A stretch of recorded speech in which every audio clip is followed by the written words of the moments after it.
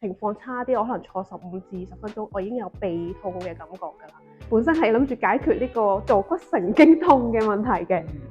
由成條坐骨神經痛扯住痛，而家就淨係得翻小腿鼻痛，但係真係已經好大改善。之前都做物理治療，咁物理治療其實有幫助，但係好短暫性，我覺得做嗰下舒服，隔一兩日就已經又翻轉頭，咁所以就而家處理到呢個問題啦，所以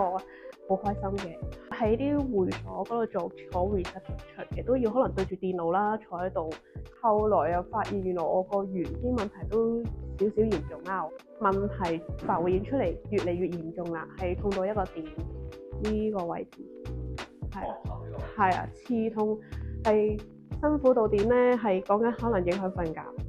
教練咧都有同我講，點解你唔早啲處理？因為嗰個其實係真係我就有呢個情況啦，我未痛到嗰個點，痛係可能係5-6分，